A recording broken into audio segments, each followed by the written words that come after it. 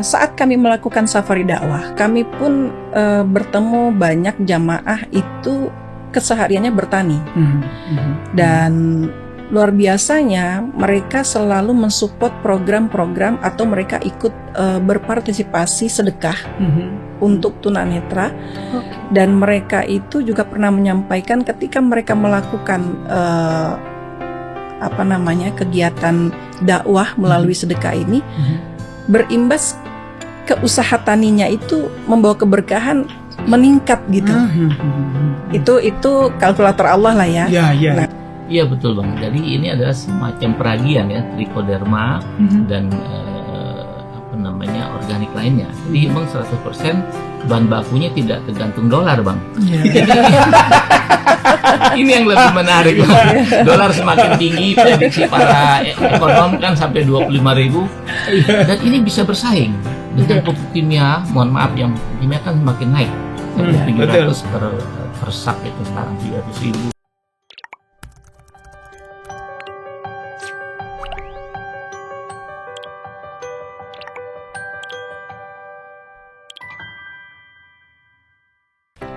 Selamat pagi Tribuners, Assalamualaikum warahmatullahi wabarakatuh.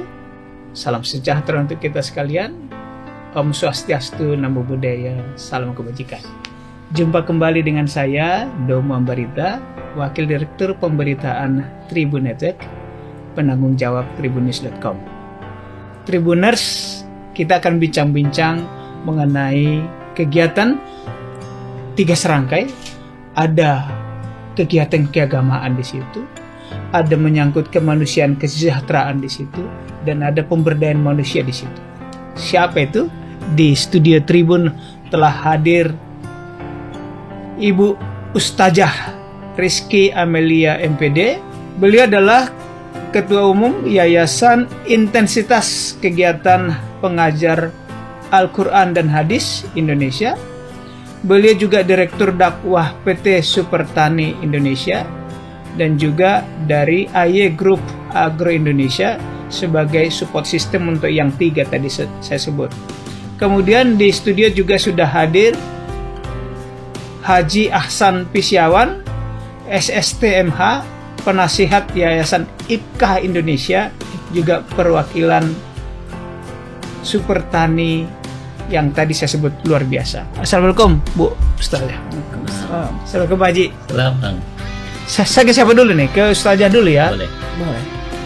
Boleh. Dong diperkenalkan apa sih IKPAH ini supaya orang menjadi tahu. Mungkin sudah banyak juga kenal, tapi supaya semakin tahu. baik, Assalamualaikum warahmatullahi wabarakatuh. Waalaikumsalam. Sahabat Tribun Indonesia, perkenalkan saya Rizky Amelia. Saya Ketua Yayasan IKPAH Indonesia. IKPAH Indonesia ini berdiri di Provinsi Bangka Belitung. Di Bangka Belitung. Iya. Sebelum berdiri yayasan, IKPAH ini adalah sebuah komunitas yang mana IKPAH itu kepanjangannya adalah Ikatan Penyuluh Agama Honorer. Awalnya Ikatan Penyuluh Agama Honorer. Yang saat itu didirikan tahun 2000, berakta notaris LSM saat itu, jadi lembaga swadaya masyarakat. NGO ya kalau. Iya. Teman-teman kita adalah para penyuluh agama dari Kementerian Agama yang saat itu masih honor. Namun berjalannya waktu 2013, IKPAH ini mendirikan yayasan. Berakta notaris yayasan, dan eksistensi dari IKPAH berubah menjadi intensitas kegiatan pengajar Al-Quran dan Hadis. Karena banyak teman-teman penyuluh yang sudah diangkat menjadi PNS. Oh, jadi bukan honorer lagi. Iya, gitu. Akan tetapi masih banyak juga teman-teman penyuluh agama yang honor masih ikut membersamai teman-teman yang masih mengajar di pondok pesantren, kemudian membina majelis taklim ibu-ibu, majelis taklim bapak-bapak, juga teman-teman yang masih mengabdikan diri di pendidikan Al-Quran, taman pendidikan Al-Quran, juga di madrasah-madrasah diniyah. Jadi masih banyak juga penyuluh-penyuluh, namun yang bukan PNS. Karena kalau yang PNS mereka sudah punya job desk dari Kementerian Agama langsung, begitu kan. Nah, jadi IKPAH itu dari 2013 itu sudah melakukan kegiatan kemanusiaan. Kami memang sudah menggandeng para artis hijrah, salah satunya Opik Tomboati, kemudian ada juga Teteh Melly Guslow. Kami melakukan konser kemanusiaan saat itu untuk saudara-saudara kita di Palestina. Oke. Ada juga dengan kajian-kajian tablik akbar, begitu ya. Nah, berjalannya waktu, alhamdulillah kami Allah pertemukan dengan teman-teman disabilitas, khususnya tunanetra. Jadi teman-teman tunanetra ini ternyata mereka itu banyak sekali berkeinginan diberikan fasilitas agar mereka bisa secara kontinu belajar agama, khususnya para tunanetra muslim. Karena yang bertemu saya saat itu adalah tunanetra muslim, jadi kami konsen untuk teman-teman tunanetra muslim. 3 tahun terakhir ini Yayasan IKPAH ini ikhtiar untuk teman-teman tunanetra muslim Indonesia melalui sebuah komunitas komunitas atau lembaga namanya ITMI, Ikatan Tunanetra Muslim Indonesia di pusat, berkolaborasi bersama juga ada Yayasan Az-Zikro miliknya Ustadz Arifin Ilham, Allah Yarham, yang sekarang majelisnya dipimpin oleh Kiai Abdul Syukur. Kami berkolaborasi, bersinergi untuk syiar, untuk mensosialisasikan apa yang menjadi kendala teman-teman tunanetra saat ini. Rupanya teman-teman tunanetra ini hanya berkeinginan mereka tidak dibangkitkan nanti dalam keadaan buta. Karena bagi mereka buta di dunia ini adalah takdir, namun buta di akhirat itu pilihan. Jadi kita bisa milih nih Bang. Iya. Saya dengar kalimat itu, jadi saya juga merasa tertampar juga rasanya. Rupanya Allah sudah ingatkan bahwa nanti akan banyak manusia dibangkitkan dalam keadaan buta, walaupun di dunia bisa melihat. Kalau orang Muslim rupanya jarang baca Quran. Jadi dari situlah saya termotivasi untuk Bismillah, saya ikhtiar mewakafkan diri untuk teman-teman tunanetra Indonesia yang ingin ikhtiar tidak buta 2 kali. Luar biasa. Melalui lembaga Yayasan IKPAH ini. Keren. Jadi alhamdulillah saat ini pun kami 3 tahun keliling Indonesia, kami safari dakwah ditemani Bunda Dewiul. Ya. Penyanyi favorit saya. Ya. Jangan ada dusta di antara kita. Lanjut Ustazah. Semua itu saya tidak merencanakan dengan sendirinya, tapi karena orang sebagai Muslim, saya yakin Allah sudah tulis semuanya ini di Lauhul Mahfuz. Dan ini adalah takdir. Jadi tidak semata-merta bertemu Bunda itu adalah rencana manusia, tapi sudah Allah rencanakan. Rupanya Bunda Dewiul ini juga saat ini matanya tinggal sebelah aja yang berfungsi. Ya, jadi sebelah kanan sudah tidak berfungsi, masih menggunakan 1 mata saja. Jadi termasuk disabilitas netra juga nih Bang. Ya, jadi keliling Indonesia mensosialisasikan program tunanetra, dan Bunda pun kita tahu lah ya dalam kehidupan beliau tuh Masya Allah ujiannya luar biasa, tapi dengan sabar ikhlasnya beliau itu sangat luar biasa, membuat lebih termotivasi lagi nih untuk lebih ikhlas gitu. Nah, jadi saat ini IKPAH menjalankan program dakwah sosial kemanusiaan. Luar biasa. Dari Bangka Belitung yang awalnya hanya untuk guru-guru honorer agama, lalu meningkat, ada ASN segala macam, transformasi, sekarang mengurusi orang disabilitas dan se-Indonesia. Jadi dari from Bangka to Indonesia. Lalu Ustazah, apa kaitannya dengan pertanian yang tadi jabatan sebagai Super Tani Indonesia? Kalau di Super Tani Indonesia, saya melihat visi misi mereka juga luar biasa ya, mensejahterakan petani. Saat kami melakukan safari dakwah, kami pun bertemu banyak jamaah itu kesehariannya bertani, dan luar biasanya mereka selalu mensupport program-program atau mereka ikut berpartisipasi sedekah untuk tunanetra. Dan mereka itu juga pernah menyampaikan ketika mereka melakukan kegiatan dakwah melalui sedekah ini, berimbas ke usaha taninya itu membawa keberkahan meningkat gitu. Itu kalkulator Allah lah ya. Dengan Super Tani Indonesia ini saya melihat program yang luar biasa untuk mensejahterakan petani. Kemudian juga di sisi lain mereka juga ingin berdakwah juga gitu. Ketika kami bertemu, saya bicara tunanetra disambut baik oleh pionirnya langsung begitu. Pada akhirnya melakukan kolaborasi. Jadi saya diamanahkan untuk menjalankan dakwah ini melalui produk Super Tani Indonesia ini. Nah, bagaimana kualitas produk Super Tani Indonesia ini mungkin nanti ada Pak Haji Aksan yang lebih paham. Ya, saya insya Allah akan menjalankan program sosial kemanusiaan yang memang sudah dikomitmenkan oleh Super Tani Indonesia. Semuanya diserahkan ke saya, khususnya untuk teman-teman tunanetra seluruh Indonesia.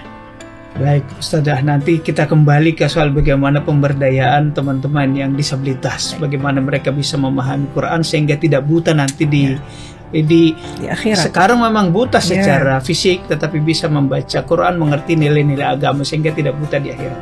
Nah, saya ke Pak Haji Aksan nih. Tribuners, beliau ini senior. Senior itu bukan senang istri orang, tapi beliau memang berpengalaman ya. 20 tahun menjadi anggota DPRD Provinsi Bangka Belitung dari fraksi Partai Keadilan Sejahtera, dan beliau juga coba jadi kepala daerah kemarin di Kabupaten Bangka, namun belum berhasil. Kegagalan adalah sukses yang tertunda.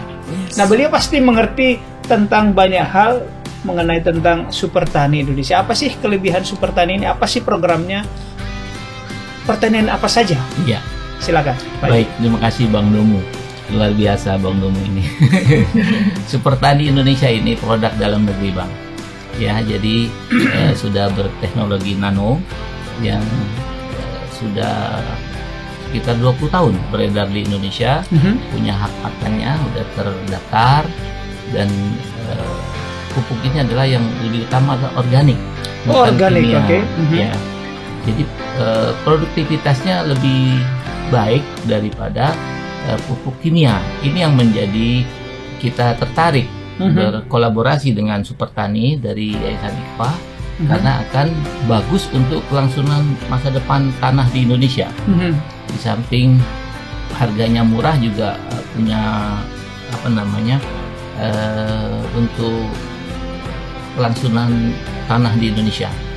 Jadi tidak merusak, dan produk dalam negeri yang memiliki teknologi nano, memiliki unsur makro dan mikro, jadi cocok untuk palawija, padi, dan juga tanaman keras seperti sawit.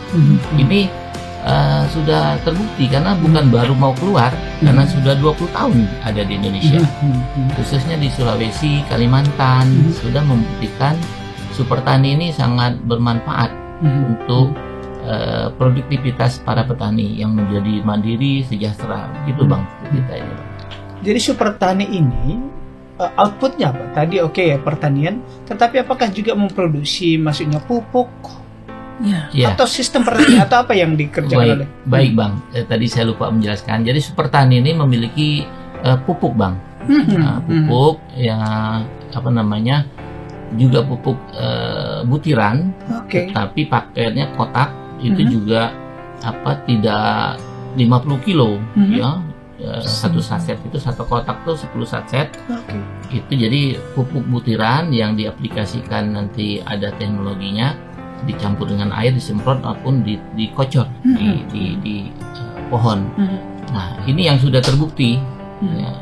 Kenapa kita dari Yayasan IKFAH tertarik dengan produk ini karena ini produk sudah lama, udah banyak buktinya. Cuman dengan keterbatasan marketing dan modal dan partner, sehingga ini seperti jalan di tempat. Tapi alhamdulillah setelah kita kenal, kita pelajari, ini memiliki prospek yang sangat luar biasa ya untuk para petani, dan juga kita punya cita-cita ingin merekrut tenaga kerja seluruh Indonesia untuk sebagai penyuluh. nanti kita didik dan juga akan membantu para petani mengaplikasikan pupuk yang berkualitas ini. Pak Haji, saya masuk ke organik. Sepengetahuan saya, sekarang ini kan harga pupuk mahal karena terkait dengan petrokimia dan terkait dengan Selat Hormuz. Ada di situ antara lain dari. Sedangkan organik ini kan biasanya kandungan lokal. 100% lokal, Bang. Ya kan, berarti akan sangat ramah dengan petani, harganya murah. Ya. Kedua, karena dia organik, unsur-unsur kimianya tidak begitu rendah. Kita mungkin 0% tapi rendah, sehingga baik untuk kesehatan, di mana sekarang kan banyak penyakit yang dari bahan kimia, cancer, segala macam. Seperti apa? Iya betul, Bang. Jadi ini adalah semacam peragian ya, trichoderma dan organik lainnya. Jadi memang 100% bahan bakunya tidak tergantung dolar, Bang. Ini yang lebih menarik, Bang.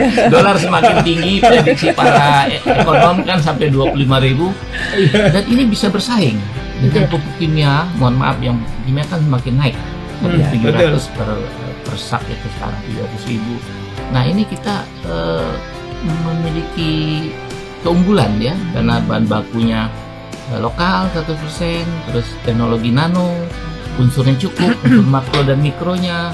Nah ini juga menjadi keyakinan kita, ini akan cepat berkembang. Tinggal produk knowledge-nya disampaikan kepada para petani. Yang tadi kita butuh arah penyuluh, syarat S1 pertanian. Kita berkolaborasi untuk menyuluh atau mengedukasi para petani kita. Segitu, Bang. Nanti saya masuk ke situ, akan dibutuhkan berapa orang petani. Tapi saya kembali ke Ustadzah Rizky Amelia. Tadi ada misi pengajaran ke teman-teman yang tunanetra. Mereka diajari ngapain sih? Lalu Quran Braille-nya siapa yang mengadakan? Lalu targetnya berapa banyak kira-kira? Silakan. Iya. Sejauh yang saya lihat dan memang saya survei di beberapa provinsi atau kota yang sudah pernah kami datangi bersafari dakwah, saya berkomunikasi dengan ketua Ikatan Tunanetra Muslim provinsi di tempat yang kami datangi itu.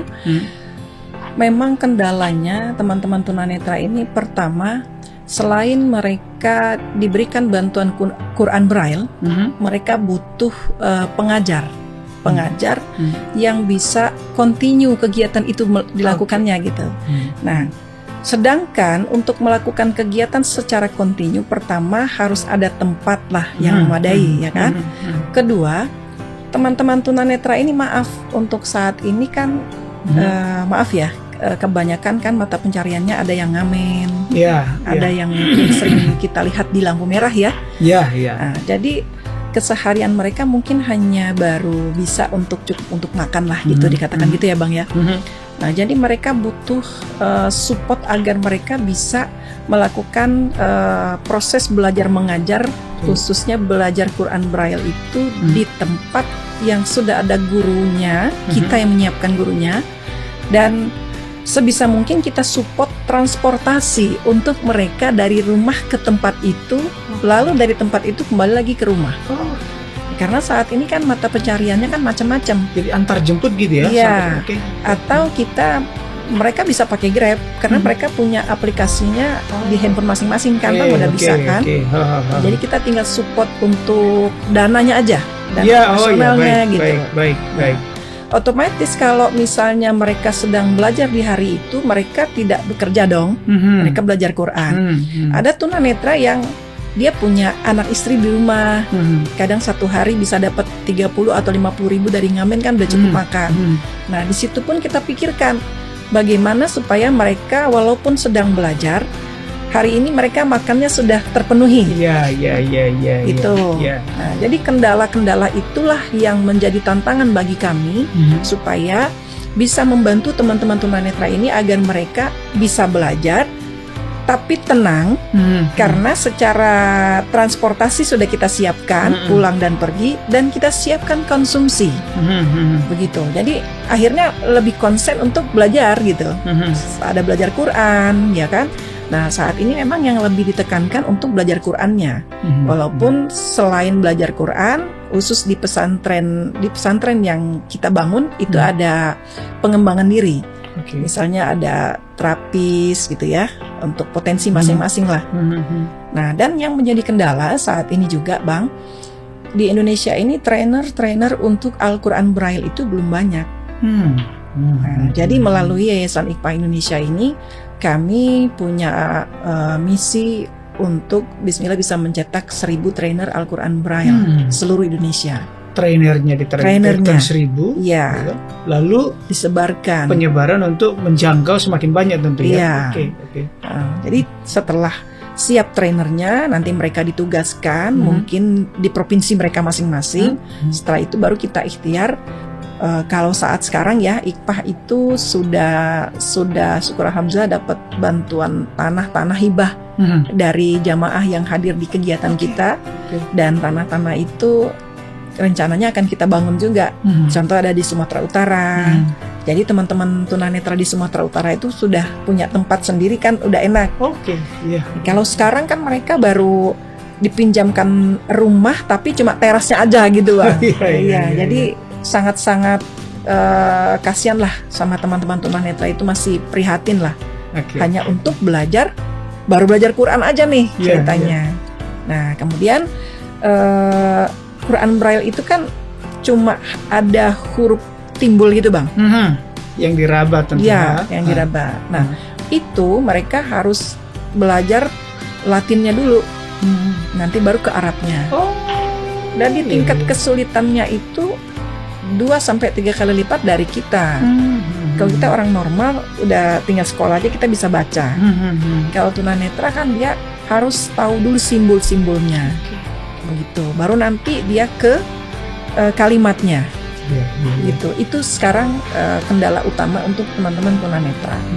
Nah, Yayasan IKPA ini saat ini juga membangun pesantren untuk tunanetra seluruh Indonesia.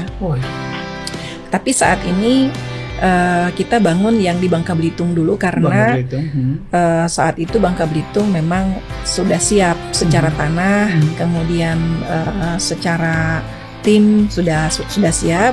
Jadi sudah ada pesantren tunanetra Indonesia Nurul A'ma namanya.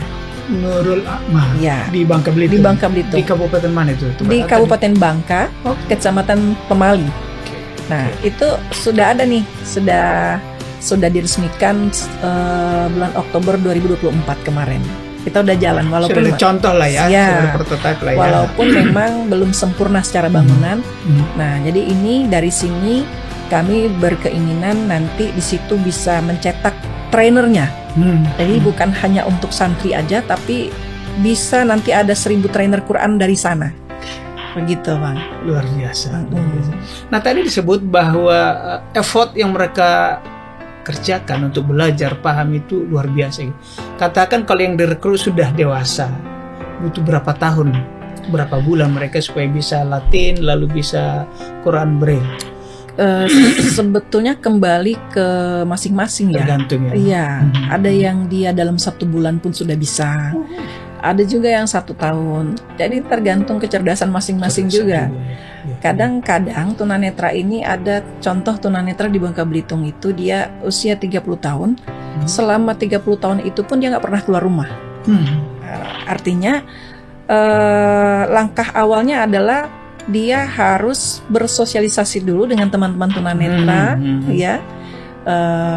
Karena tunanetra ini juga sensitifnya tinggi, Bang.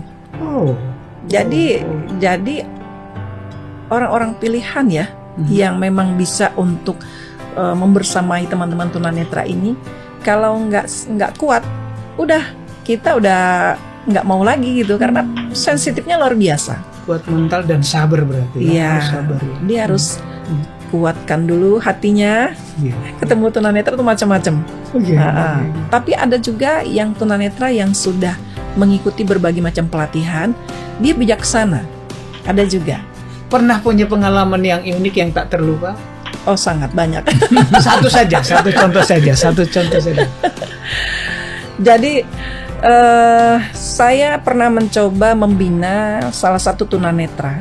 Salah satu tunanetra itu dia hafiz Quran, tapi kurang lebih 10 juz lah. Kadang-kadang ada kalau misalnya dia berkeinginan apa gitu, sesuatu yang tidak sesuai dengan yang dia inginkan, dia marah ke saya, marah sampai lucunya tuh tunanetra rupanya bisa juga dengan muka yang cemberut parah gitu. Terus saya mencoba untuk memberi pengertian bahwa ketika ada masalah jangan langsung mengedepankan emosi, kita pecahkan sama-sama, ya kan? Sudah berkali-kali dibina, rupanya masih tidak bisa berubah. Sensitifnya itu sepele bang, hal sepele aja sensitifnya. Contoh, misalnya hari ini dia makan lauk ikan, besok lauk ikan lagi, tapi ikannya itu cara masaknya aja yang beda. Nanti dia nggak suka, terus dia marah ke kita itu berhari-hari. Wow. Ya berhari-hari. Saya kasih tahu hari ini ayam sedang kosong misalnya ya, terpaksa kita harus makan ikan. Oh ya nggak apa-apa Bu. Tapi dia ngomel ke temannya gitu. Nanti temannya ngomong lagi ke saya, nanti dia berubah mukanya. Sama rupanya, sama seperti orang-orang yang tidak netra.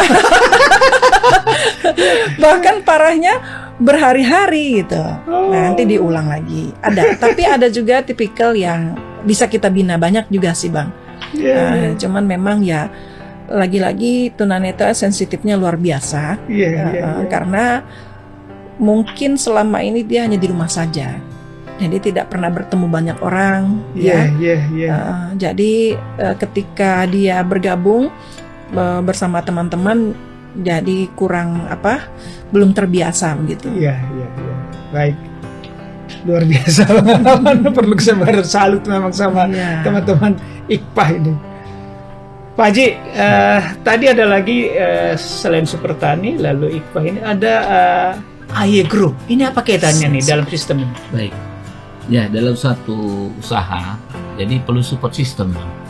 Jadi support system ini yang bertanggung jawab tentang langkah-langkah manajemen, bagaimana step by stepnya untuk membesarkan Super Tani ini. Jadi support system itu suatu institusi yang membantu mengedukasi, mencetak para trainer untuk sebagai penyuluh di masyarakat. Jadi support system inilah yang bertanggung jawab mengembangkan SDM agar tujuan utama Super Tani ini kan bisa berkembang di Indonesia, karena keunggulan itu tidak bisa langsung diterapkan di petani kalau tidak tahu cara mengaplikasikannya. Maka perlu trainer atau penyuluh itu, atau tadi yang saya bilang di awal, kita butuh SDM yang siap kita didik sebagai trainer atau penyuluh yang terjun ke para petani, sehingga apa yang kita inginkan di konsep awal betul-betul tersalurkan kepada petani. Yang tadi di awal visi kita ingin memandirikan, mensejahterakan petani terwujud itu bang. Luar biasa. Jadi ada visi agama untuk menuju surga, ada visi di bumi agar mereka sejahtera, berpendidikan, lalu mengabdi juga untuk masyarakat. Sudah akan berapa orang yang akan direkrut ini dari petani-petani tadi oleh kolaborasi program ini, IKPAH, Super Tani, dan Agro ini? Kalau kita berkomitmen karena ada 38 provinsi ya, kita akan mengikhtiarkan bisa menyebar di 514 kabupaten. Nanti ini akan membina seluruh kecamatan juga. Akhirnya kalau saya mengambil kesimpulan, pada akhirnya teman-teman tunanetra ini akan tersosialisasi semuanya ke masyarakat pada umumnya ya. Karena kan selama ini masyarakat itu berpikir kalau ketemu tunanetra di lampu merah udah kasih aja duit karena dia ngamen. Padahal dia bukan butuh itu aja. dia butuh juga secara pelajaran ilmu agamanya, ya kan. Nah, supaya dia tidak lagi mengamen, tidak lagi di lampu merah, dia juga butuh pembinaan untuk mungkin ada pengajaran untuk jadi terapis begitu. Nah, jadi di Supertani ini bukan hanya membangun peradaban bangsa, bukan hanya dari bidang ekonomi, ya. Jadi kita berkolaborasinya dakwah sosial dan kemanusiaan yang juga jalan. Karena petani ini bagaimana cara menyuburkan tanah, bumi yang sudah Allah siapkan, ya.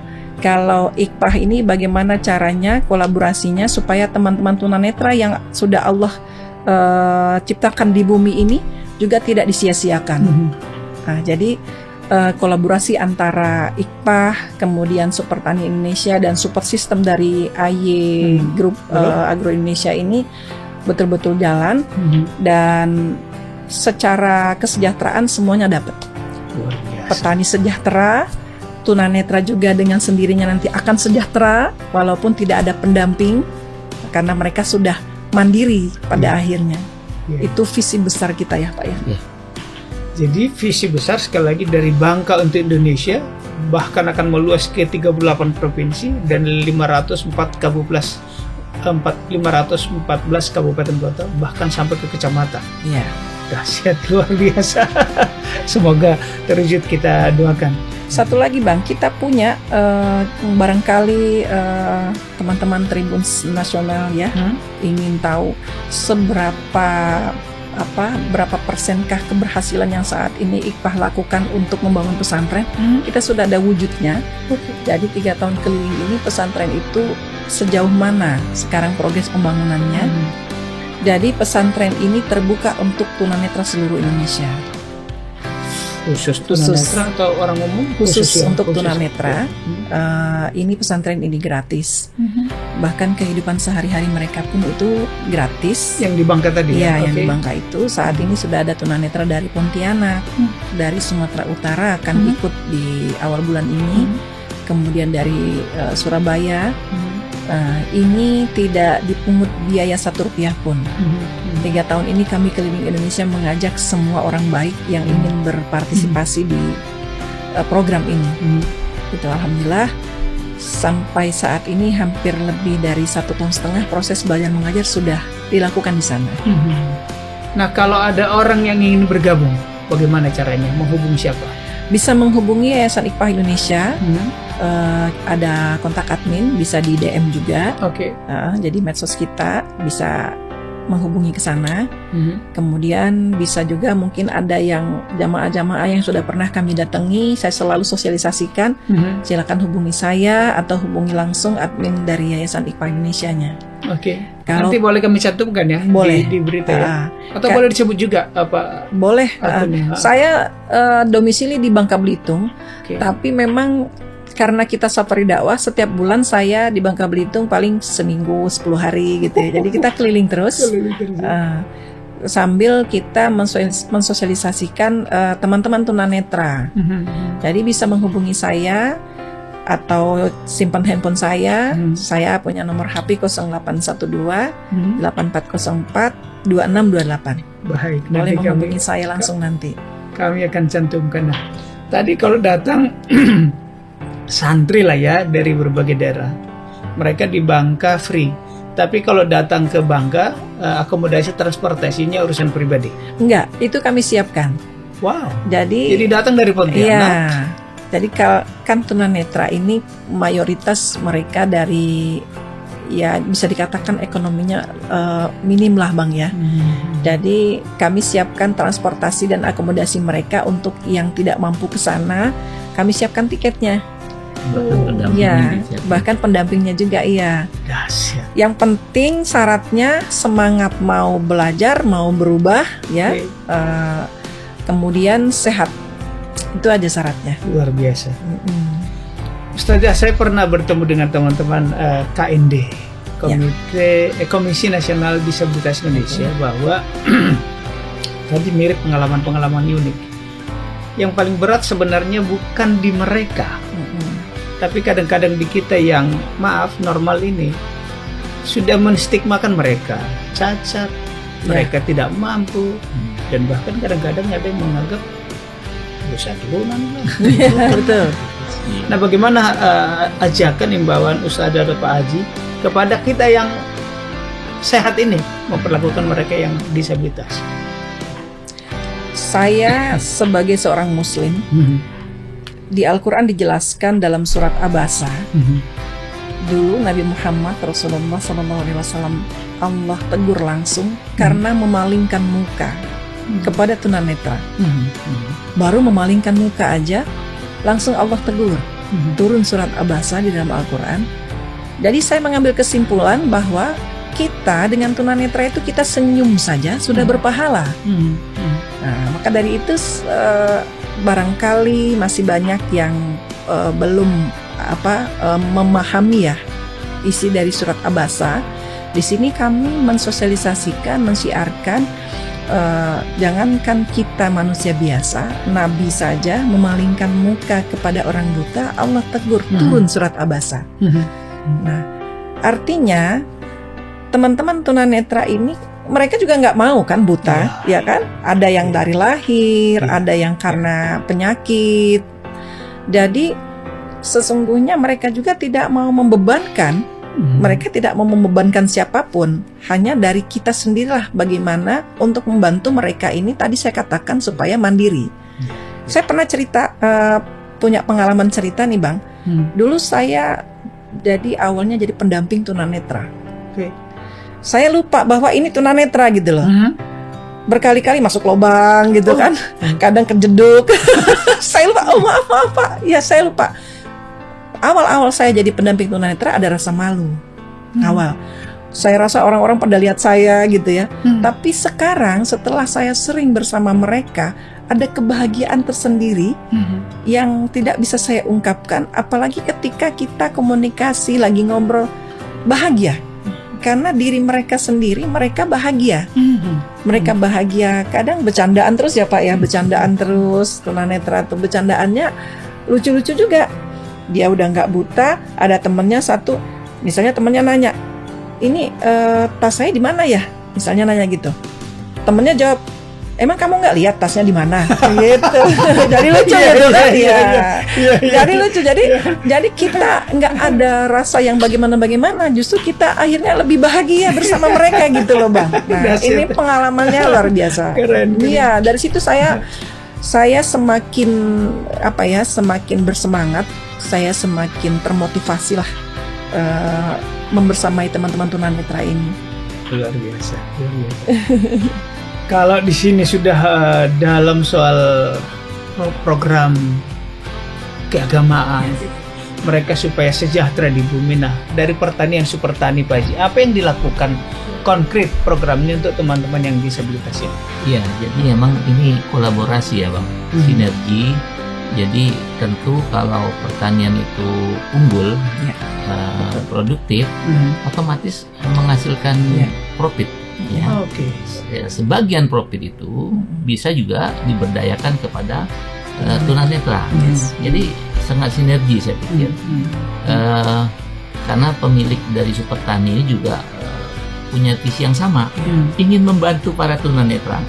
Jadi kita berjalan seiring. Bagaimana kita tetap berjalan di pengembangan Yayasan Ikhfah dan juga di Super Tani juga kita kembangkan karena udah komitmen dari pemiliknya, sebagian dari keuntungan itu akan disalurkan melalui Ikhfah. Nah ini kita sangat gembira Bang, ada orang yang ingin berkolaborasi dengan kita. Dan tadi Abang juga menyampaikan dalam kesempatan ini juga saya menghimbau seluruh masyarakat Indonesia, ayo kita bersatu padu membantu para tunanetra, karena ini amanah kita yang kita dikasih kelebihan, bisa melihat dan sebagainya. Kita sama-sama menjadi orang bermanfaat ya. Apa yang bisa kita beri kontribusi kepada para tunanetra? Ayo kami mengajak seluruh masyarakat Indonesia ikut berpartisipasi, memberi bantuan atau apapun itu yang berguna untuk para tunanetra agar kita menjadi orang yang bermanfaat ya, seperti Nabi mengatakan khairun nas anfa'uhum linnas. sebaik-baik manusia itu yang punya manfaat kepada yang lain. Itu Bang. Terima kasih. Ustada dan Pak Haji tadi disebut ada orang. Siapa sih orang yang paling berjasa di belakang ini? Bolehkah disebut pendirinya mungkin atau donatur atau siapa? Ya, kalau untuk di Supertani Indonesia itu sebetulnya mungkin gak asing lagi karena YouTube-nya juga sudah banyak sekali. Dan beliau 3 tahun terakhir ini mendalami agama luar biasa. Ketika saya ceritakan tentang tunanetra pun beliau menangis waktu itu. Beliau namanya Bang Andi Undru Mario, asli dari Sulawesi. Beliau inilah pioner, kemudian beliau memproduksi pupuk Supertani ini, pupuk organik plus ya. Jadi beliau kemarin bicara sama saya. Jadi untuk peradaban manusia ini katanya tidak kalau pertaniannya sudah kuat, Indonesia akan maju. Jadi tekad kami hanya petani Indonesia harus maju. Kemudian majunya petani Indonesia ini tidak lepas dari keberkahan. Dari mana keberkahannya? Ketika kita bantu tunanetra penghafal Quran, mereka mendoakan semua orang yang membantu, maka keberkahan dari doa-doa tunanetra inilah akan membawa keberkahan dari semua petani yang ada di Indonesia ini. Jadi kaitannya dunia akhirat itu luar biasa. Karena memang kalau kita kejar akhirat, dunia otomatis ngikut. Dapatnya dunia akhirat. Tapi kalau kita hanya kejar dunia saja, akhirat nggak bakal ngikut. Betul. Gitu. Jadi memang komitmen dari Bang Andi Undru ini untuk berkolaborasi dengan IKPAH ini tekadnya hanya satu. Selain petani jadi sejahtera, teman-teman tunanetra juga sejahtera dari kemajuan produktivitas hasil dari pertanian ini. Teman-teman tunanetra se-Indonesia insya Allah bisa terbantu. Begitu Bang. Mungkin di pertanyaan pengunjung tadi akan merambah 38 provinsi dan setiap kabupaten kota. Kapan kira-kira visi besar ini akan terwujud? Atau adakah roadmap ke sana kapan kira-kira akan dicapai? Di setidaknya 38 provinsi, syukur-syukur kalau bisa 514 kabupaten kota. Sudah ada dituliskah? Kalau saat sekarang kita sudah ada Korwil ya di beberapa provinsi, khususnya Korwil Supertani Indonesia. Kalau IKPAH sudah punya koordinator juga di beberapa provinsi yang sudah kami datangi, termasuk Jawa dan sekitarnya. Saat ini sedang persiapan semua Korwil akan dikumpul untuk dilakukan penyuluhan gitu untuk memasarkan produk ke seluruh kabupaten. Kemudian kalau saya bahasanya mendakwahkan gitu. Mendakwahkan, mensosialisasikan ke seluruh kabupaten. Dan informasi yang saya dapatkan itu dari Ustadz Ahmad Yusuf sebagai direktur dari Supertani Indonesia ini. Juga Ustadz Ahmad Yusuf ini di IKPAH juga sebagai tim promosi internasional Bang. Jadi beliau juga sudah menyampaikan bahwa akan ada pelatihan-pelatihan segera dalam 1 atau 2 bulan ke depan. Dan kita membuka kesempatan kepada seluruh masyarakat Indonesia, siapapun yang ingin segera bergabung di Supertani Indonesia, otomatis nanti akan membantu teman-teman tunanetra. Silakan menghubungi kami, diberikan kesempatan seluas-luasnya. Artinya yang ingin betul-betul bekerja, betul-betul ingin ikhtiar bantu tunanetra, ya, punya semangat yang tinggi, tentunya bisa memotivasi para petani. Nah, ini sudah disiapkan Bang, sudah ada beberapa di provinsi yang bersedia menjadi Korwil, dan sudah ada juga teman-teman di kabupaten yang menghubungi yang siap untuk menjadi agen tunggalnya. Baik, terima kasih. Kita tiba di penghujung. Mungkin ada closing statement dari Pak Haji? Iya, saya dulu ya. Baik Bang, jadi program yang kita jalankan ini sesuai dengan cita-cita Pak Prabowo, Presiden kita, yang cantum dalam akta cita beliau. Jadi bagaimana kita mengembangkan petani, juga ujungnya kan sejahtera, dan juga tidak melupakan kita sebagai kemanusiaan kita, sebagai orang yang memiliki kemampuan membantu para yang lemah gitu. Jadi saya pikir sangat mulia tadi sampaikan komplit oleh Ustazah kita ini juga ingin mendapatkan dunia dan akhirat. Petani kita mandiri, ya, orang tidak mampu terbantu, ya. Nah, jadi semuanya menjadi sejahtera sesuai dengan cita-cita para pendiri bangsa Indonesia. Gitu, Bang. Terima kasih, Pak Haji. Ustazah, ada lagi penutup? Silakan. Itu saja barangkali dari saya, sama seperti Pak Aksan juga, sama dengan misi kita juga, Super Tani Indonesia. Intinya petani Indonesia harus maju dengan mendapatkan keberkahan berlimpah dari doa-doa para penghafal Al-Quran Tunanetra Indonesia. Karena kita nggak tahu amalan mana yang nanti membuat Allah ridho kita masuk surga. Karena sholat untuk sendiri, puasa untuk sendiri, tapi sedekah, apalagi kita peduli dengan tunanetra yang sudah Allah sebutkan dalam surat Abasa, barangkali dari amalan ini Allah ridho, kita bisa masuk surga dengan mudah. Walaupun tunanetra nggak tahu bagaimana muka kita, begitu Bang. Jadi Allah mungkin sudah siapkan surga duluan untuk mereka sebut nama kita masuk surga sama-sama. Jadi petani sejahtera dari usaha taninya. Mudah-mudahan petani-petaninya juga Allah ridha masuk surga karena bantu tunanetra seluruh Indonesia. Itu dari saya, Bang. Keren, luar biasa. Tribuners, selamat dunia, selamat akhirat. Itulah perbincangan kita hari ini. Kita telah berbincang dengan Ustazah Rizky Amelia MPD, Ketua Umum Yayasan Iqfah Indonesia, Ikatan Intensitas Pengajar Al-Quran dan Hafiz. Kemudian Pak Haji Ahsan Fisyawan, penasihat Yayasan Iqfah Indonesia. Semoga bermanfaat untuk Anda semua. Saya Domo Barita pamit undur diri. Assalamualaikum warahmatullahi wabarakatuh.